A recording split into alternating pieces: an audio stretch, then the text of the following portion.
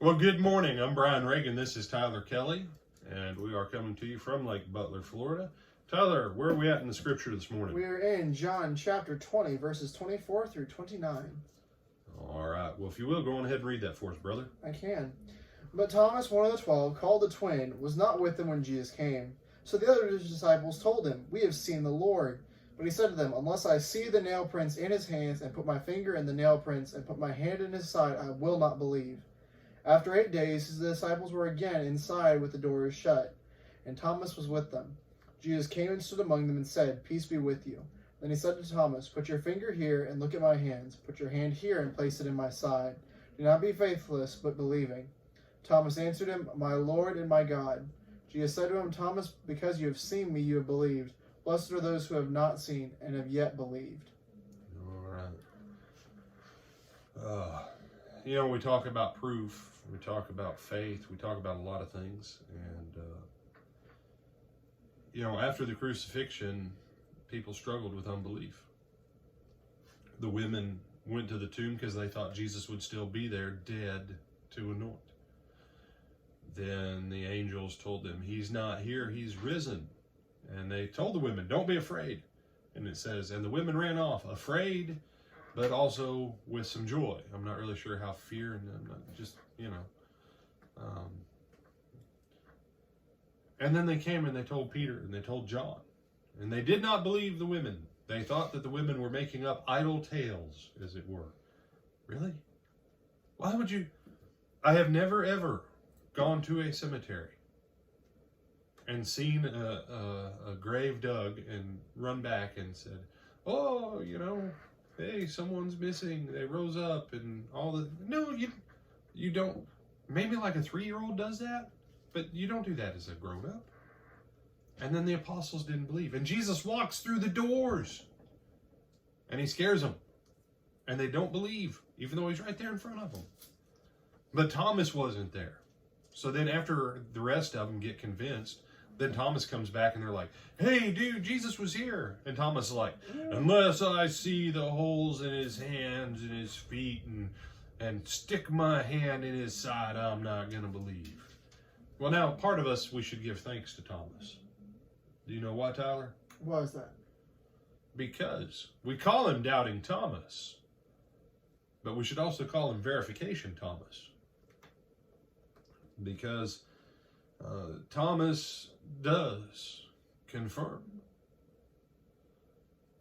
I have to wonder if any of the other 10 apostles, remember Judas is dead, so it's okay for me to say the 11 apostles right now, the 11 of the 12. I wonder if any of the other 10 were like, I wonder if it's really him. Maybe I should walk up to shake his hand and accidentally put my finger into the hole in his hand, see if it works. He said, "Well, that was why he ate fish, brother, so that he could prove to him he wasn't just some mystery ghost." I get that. But we owe Thomas, because Thomas, he didn't believe the rest of them. He didn't think back to the word of the Lord, and he didn't understand the scripture. So he did the only thing he could do, unless I can verify it for myself. He said, why wouldn't he have trusted the others? Well, we covered this, I don't know, a couple weeks or a week or so ago. Look at James and John.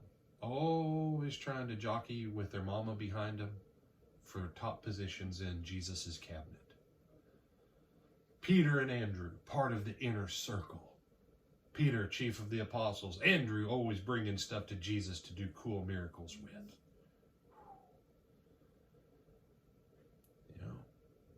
And then you got the rest of them.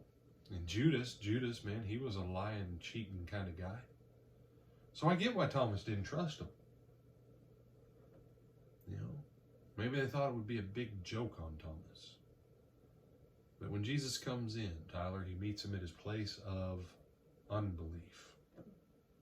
Do you have any thoughts on anything up to now or anything on the passage before we close it out? And Jesus gives them some level of proof, because when Jesus comes to the rest of the disciples in verse 20, he shows them his hands and his side. But Thomas, like you said, is the one who has to verify. Is like, until I can put my hand, like you said, in his hand, or my finger in his hands, and my hand in his side, I won't believe.